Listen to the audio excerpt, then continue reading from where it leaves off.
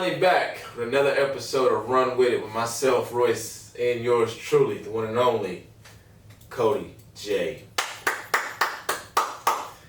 Man, the Cardinals getting hot all the way around, man. Yeah. Looks like on the cross-country side, we have 3 regional qualifiers. They had their district meet about a week ago in Yoakum, and Chloe Roths and KJ Foster qualified for the regional tournament. And on the boys' side, Will Fitzgerald. So, there you go, cross-country. Definitely. Lady Cards volleyball, still tearing it up. Lady Cards are now 36-5 on the season, 12-0 in district play. Really none of the games have been close lately, but Lady Cards will have a tough one here tonight against Yoakum. That's the only other team in the district they've only lost 1 game, which was to us. And that game will be here at home. So Lady Cards play at 4:30, I believe, because it is a Friday night. So the varsity will play at 4:30. So make sure if you can get there, go and support the girls.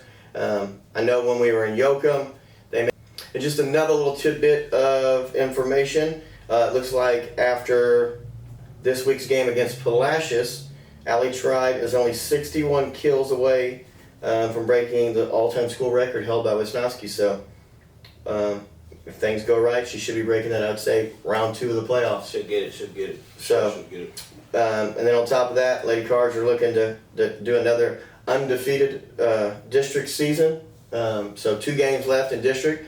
Playoffs will be starting in less than 2 weeks.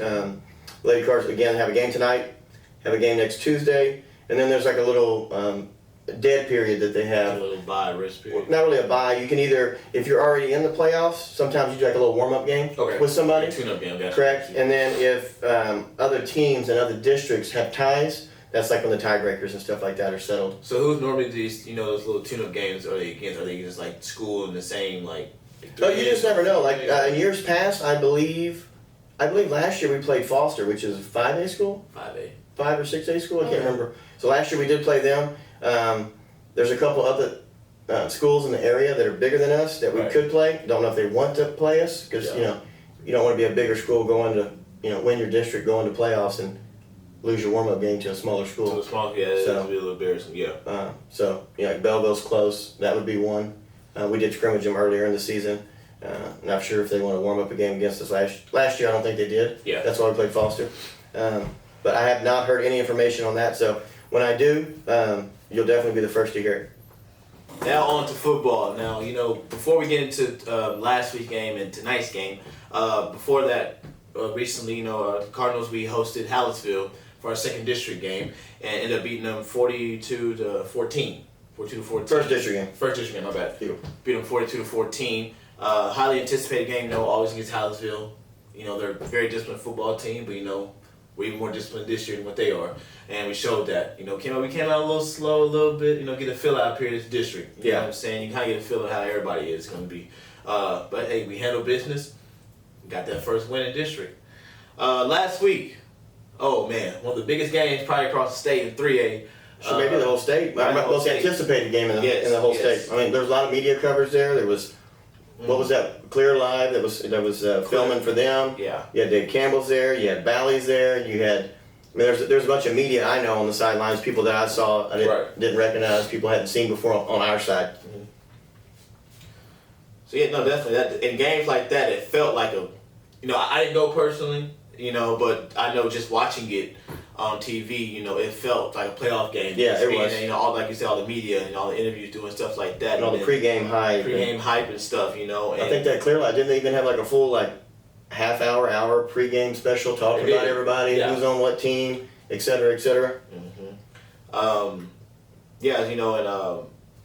I feel like we spoiled it for them. Coming into the game, a lot of people were pro Hitchcock. They were for Hitchcock and stuff like that. Especially after last year. Especially after last year. You know what I'm saying? I think that gave our guys and our coaches fuel. No, hey man, this ain't last year. This is about this year. So we had something ready for it. And I think we really shocked them and surprised them a lot. And the score showed it. The first half was back and forth. Exactly what you expect.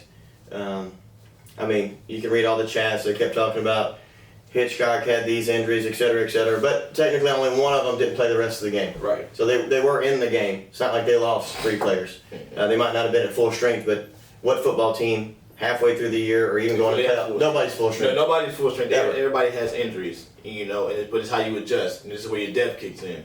I think personally for me, before I get into the stats and stuff like that, at every game we played, I think this was the most complete football game from both sides of the ball. Yeah. We took care of the ball.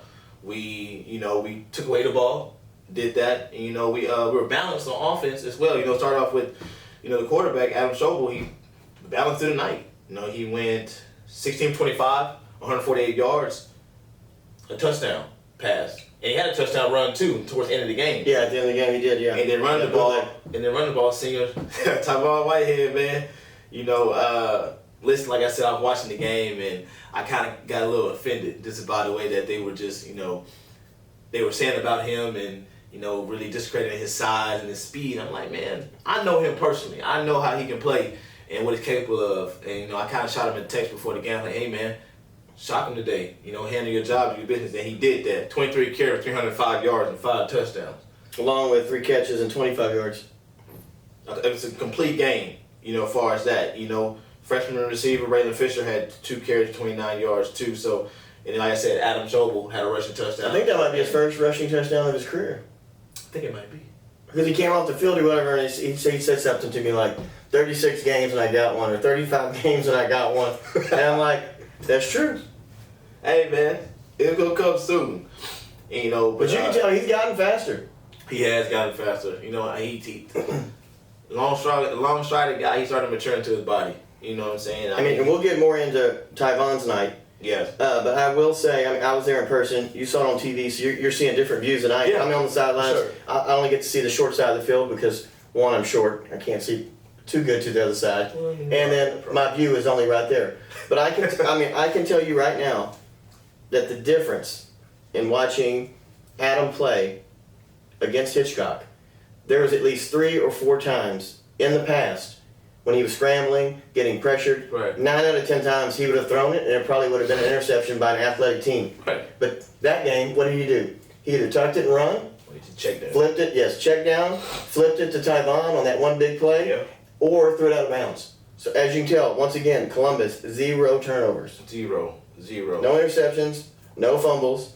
I think the Cardinals only have 1 interception and maybe 1 fumble on the whole year. 1 turnover the whole year so far. And that's disciplined football. And obviously we just got a lot more football to play. But to be at this point, to only turn the ball over twice between your quarterback and just the rest of the offense, that says a lot about the discipline, like you said, we have doing that.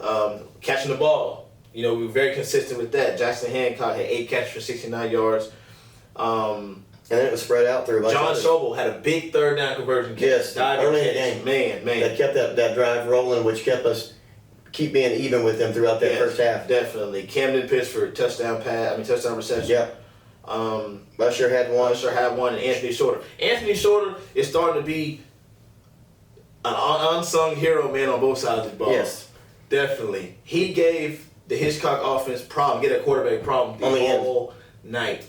3 sacks, man. Especially at the end with all the rushing. Oh, man. Definitely. So, and he's a young guy, too, the sophomore, and still, just to see him already at this. I think he had, 3 sacks? 3 sacks. 3 sacks. Man, like I said, man, I wasn't at the game, and I'm watching, but I'm following. So anytime I see somebody do something, man, I was on Facebook or whatever, I was talking my best. You know what I'm saying? Because, like I said, I didn't like, hey, man, this is my thing, man.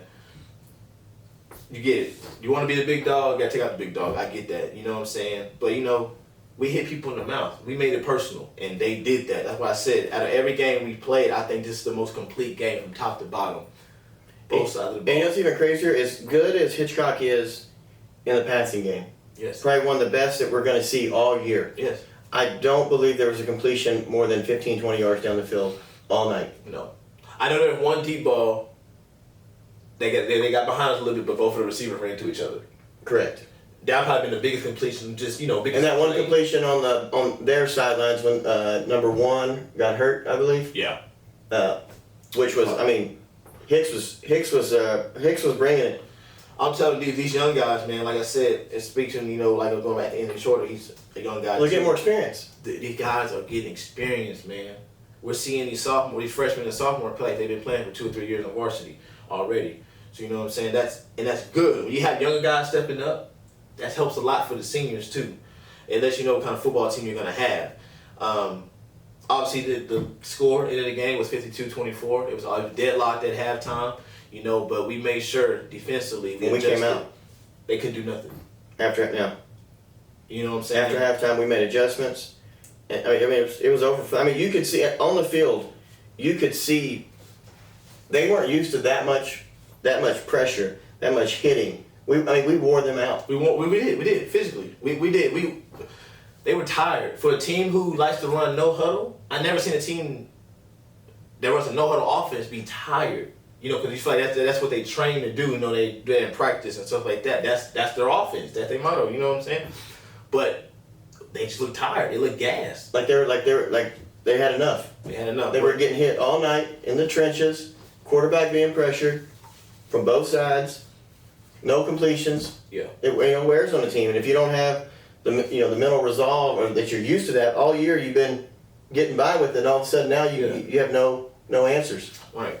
And we answered it. You know what I'm saying? Like I said, I feel like our guys made it personal. And the crazy thing is I know he doesn't play both ways, but Tyvon plays the whole game, and then what does he do the last drive to seal it? A 94-yard touchdown after a big fourth down stop by our defense. Didn't even look tired. First play.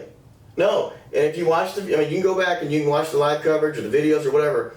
I don't remember if it was number 8 or who it was, but he had the perfect line on the backside to catch Tyvon. I think it was number 2. And he got about 5 yards, 4 or 5. He was gaining, and Tyvon looked over that shoulder and it was like he put a whole new burst on. Mm-hmm. That guy wasn't close. Yep. And then on top of that, it's the little things. I think it might have been the drive before that. Tyvon was running all night. Of course, he has speed. He had over 300 yards. So that's easy to see. But the power that he's also bringing now. He's bringing power, man. Not just running up the middle, but the little things. He had a run. I think it was on the second or third to last drive we had of the night. He's coming down the middle. He could have easily just run out of bounds or slid, done whatever. But he made sure he found contact, and he made sure that they remembered. Hey, I run hard too. I don't run just fast. I run hard. People got to understand too. He can play. He's a defensive back as well. He will hit you. He's known for hitting. Don't let that size fool you. Yeah, he played secondary last year. He did last year. You know what I'm saying? And started. So it's he's. I don't blame the coaching staff for not having him in there to keep him fresh when you have people to fill that position. Yeah, and there will come a time, in playoffs, this and that, where he has to go play defense. But right now, man, credit to his O-line too, man, because they bullied them guys up front. Oh yeah, they couldn't take Stevens, all those guys. He would be able to have that without them, and he always.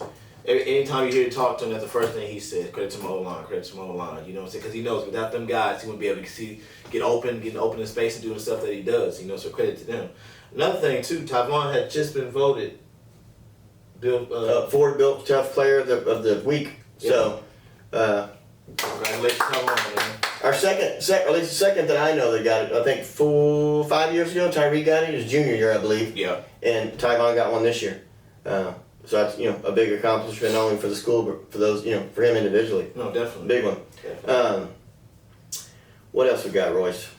On tonight, going against Yoka. Tonight against Yoka, man. It'll be another little tough little district game. I don't know if I call it a rivalry game. It's always a tough game. They always play hard. Maybe not always the cleanest. Yeah. But like I said, I wouldn't say. I think the last we played them since Matt's been head coach. Of course, we played them every year. Yeah. And then one extra in a playoff game, and we have since Matt's been head coach, we have not lost to him. Yeah. So we're on home turf here. Home turf, man. At home, and like I said, just to go back real quick on the Hitchcock thing, just because we beat this team, I know our guys are not satisfied. Oh, no. They're not. They're not. I saw them today. It's good. It's a different mindset this year. And Cody, you spoke to them, you know what I'm saying? You were able to tell them and you understand, you got the order of that room. These guys are not satisfied, man. Yes, we had y'all circled on our calendar, but we got it's a chance we might see y'all again. Oh yeah. You know, so any game from now on, they know it's business. It's business. So tonight against Yoakum, you know, definitely. Can never slack. The Yoakum defense is going to be a disciplined defense. You know, like, man, the records don't mean nothing. A team could be undefeated at one point, and a team can be 3-3, whatever. A team can come in and beat you, just like that. And even though, like I said, we've won those last 4 or 5 years against them, or 4 years. This will be the 5th year. I think you said that we've only had a 100-yard rusher one time. One time. In the last 4 years against, we had plenty of touchdowns, but I believe, did you say Keon Hurd. Our boy Sweet Hog. Yes, Sweet Hog. Was only one to get over 100 yards against Yoakum. So we'll get to see what Tyvon got left in the tank after last week. Man, I think he got a lot. And I do too. I think he's in store with the rest of this offense to put up big numbers, you know, and go ahead and get close to get this win tonight and head to the bye week next week and rest some guys up, you know. Absolutely. And I think, you know, people are, they're going to start paying more attention, of course, to Tyvon. But what a lot of people don't understand about this team is when you'll have a game where Tyvon just goes off, well, guess what? If they want to focus just on stopping him, guess what we got? We got Adam Scholl on 5-6 receivers. They can light you up. And go, and they'll tell you. And then guess what? When you decide to cover them more, well, guess what? Tyvon's coming back. That's why he's coming back with it. This could be one of the most balanced offenses possibly we may have ever had. Yeah. Yeah. I mean, I can't think of one where you've had such a great passing offense when you need it and such a great running offense at the same time. I say last year's team. Last year's team. I don't know, Tyvon's Okay. I mean, last year we had 2 backs that we relied on. This year we do have one because Tyvon was running last year, so it's not like we didn't have him. Right. So I understand that part. Yeah. And then too, I mean, another thing, and a lot of people may look at it a couple different ways. I know, like when you were watching the game. Yeah. If I had to get, because I didn't get to watch any of the coverage on TV because I actually went, Royce. I was sick. I thought you had your kid. I have my kid. Okay. I'll give him an excuse. I have my kid, man. But if I had to guess, based on how media does, they probably didn't do a lot of research on the team, and they probably decided to talk about the Showables. If I had to guess. Yeah. Okay. So when you have a big name like that, I mean, he is a D1 recruit, big name. Yeah. People's known about him for years. That's the easiest thing to find. That's the easiest thing to talk about. Right. But this is what I will say. You have Adam as the quarterback, a D1 commit to Power 5 conference team, okay? His father is the head coach, athletic director, okay?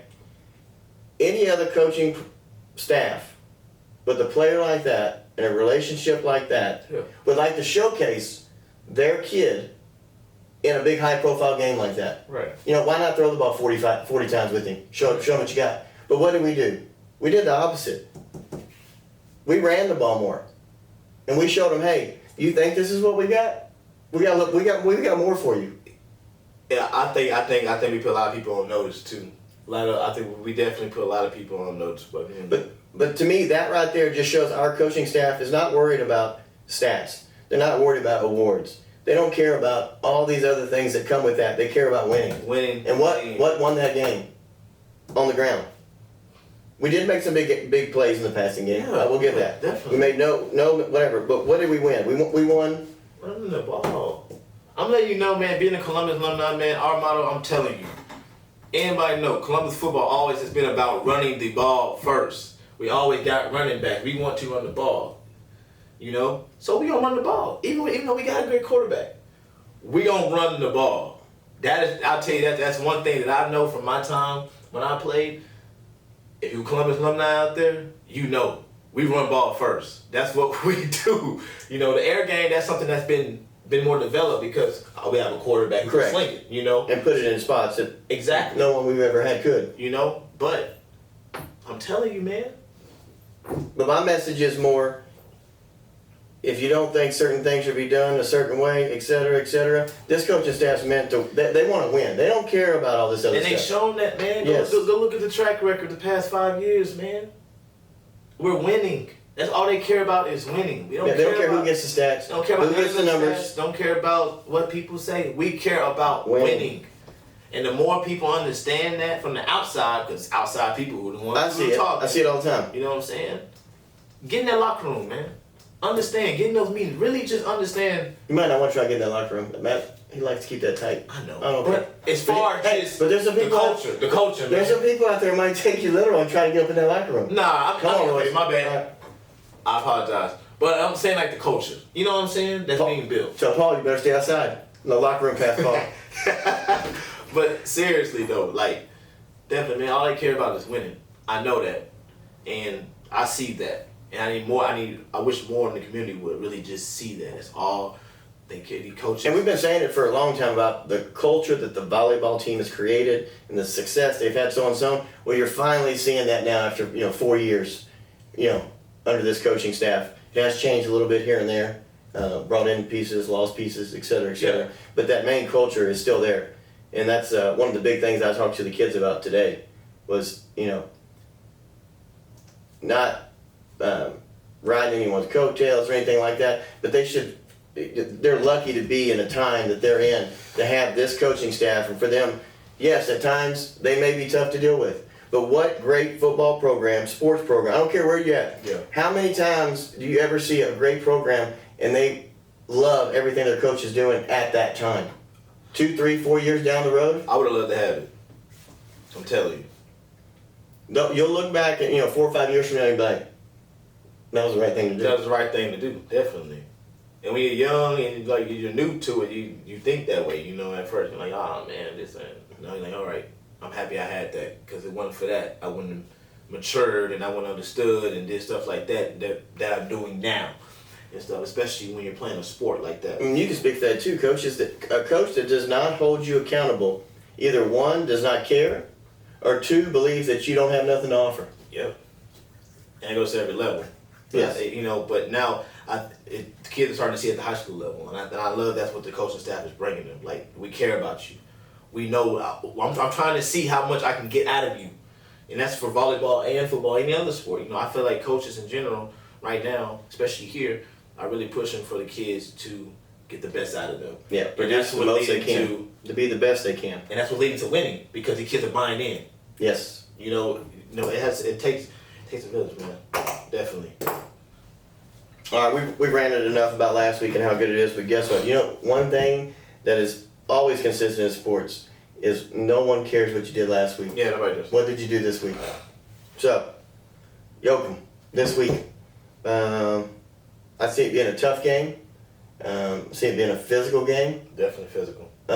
Always is, always will be. That's just what Yoakum brings to the table.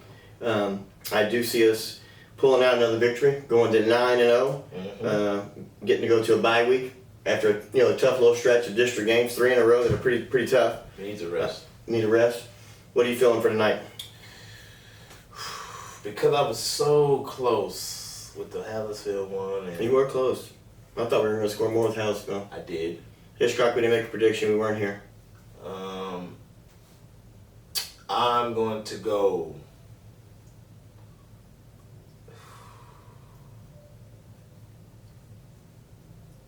48-21. I'm going to go 56-20. 56-20.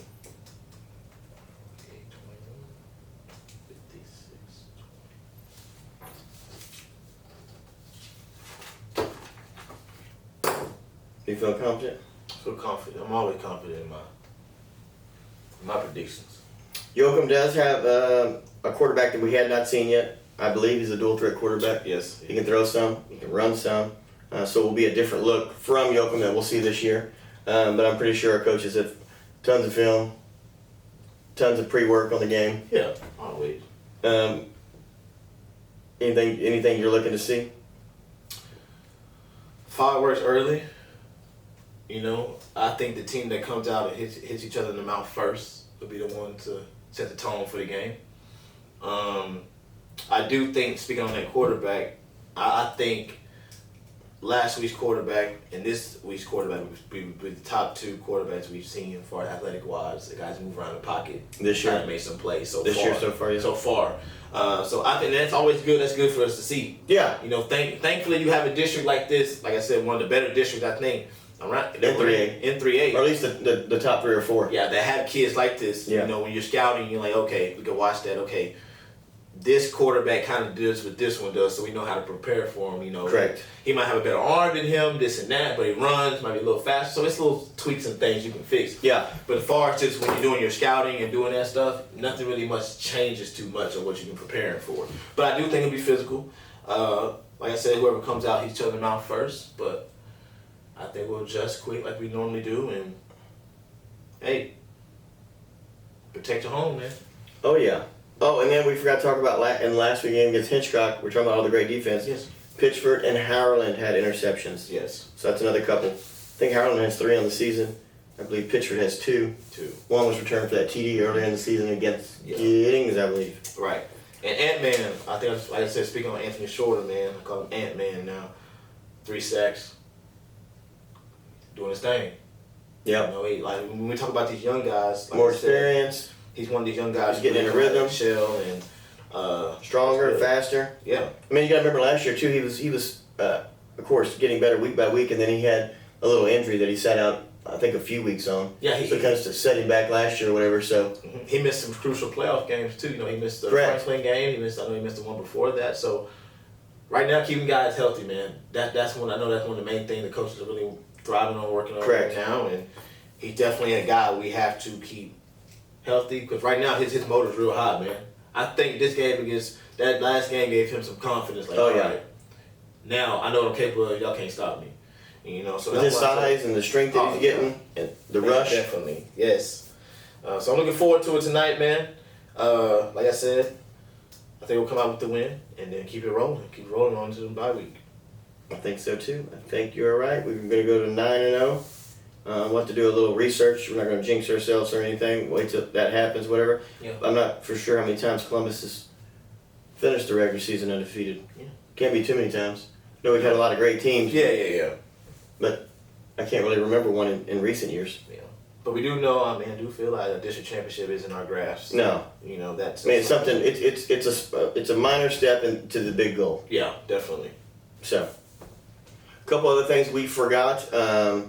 The JV and freshman volleyball team are also undefeated in district play this year. So hats off to them. St. Anthony's, they're undefeated on the football season. They won their last game. It was their homecoming on Wednesday, I believe, but they beat Weimer. I think it was 50-18. Okay. So another big win there for the Saints. So looks like all the teams in the Columbus area are winning. From cross country to volleyball to high school football, junior high football. Yeah. I need to get some more information on junior high volleyball. I don't have any of that, so I do apologize for not having that in a couple of our youth leagues. We'll have some more on that next week. But with that being said, we have some highlights here for you from last week's game at Hitchcock, so enjoy. Come the Cardinals, get ready to go through the tunnel. Trap, giving Dad some love. Big game here for the Cardinals. Probably one of the biggest regular season games we've had in a long time. Of course, one of the most important ever, regular season wise. Big matchup between two high-ranked teams in the state, depending on what poll you're looking at. Both teams ranked in the top 4 or 5 in pretty much every poll. Smoke machine getting ready. Boys getting amped up.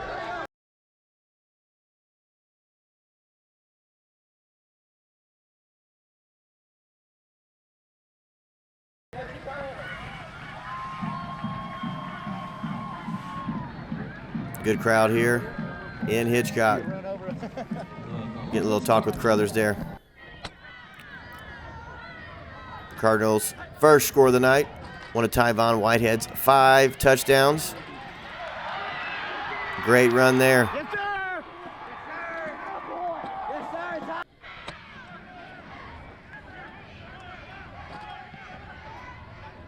This play here was on the second drive.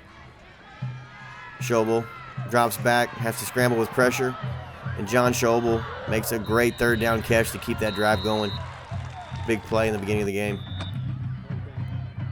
Hard count. Schobel drops back, gets one over to Camden Pitchford. Good play. Touchdown, Pitchford. Who is it, Pittsburgh? Good defensive play by the Cardinals. Tip ball, Pitchford there to get it. Changed the momentum in the game right there.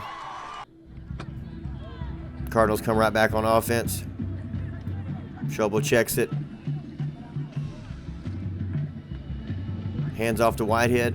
Up the middle. And as you could tell, Schobel's hands were in the air before he got halfway there. He knew it was a touchdown.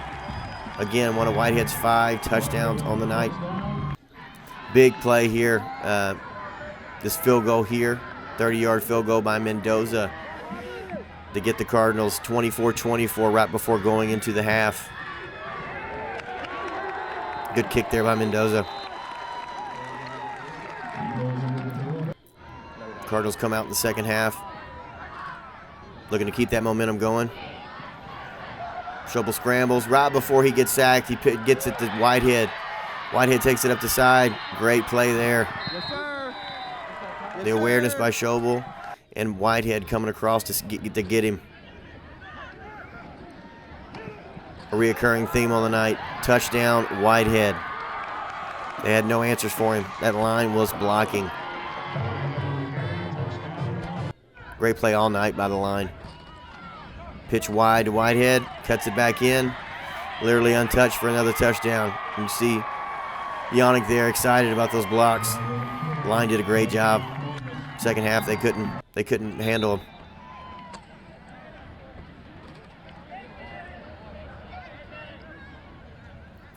Cards are up. There's a couple scores here. In the fourth quarter, just trying to run the clock out. But instead of running the clock out, Whitehead avoiding tackles. It's a foot race. And when it's a foot race, not many people gonna beat Whitehead. 94-yard touchdown, Whitehead. As you can tell, I was a little excited there with all that yelling. Give Schobel a little tap there. Get you some of that. Good stuff. Yeah. Yeah. Exclamation point on that game.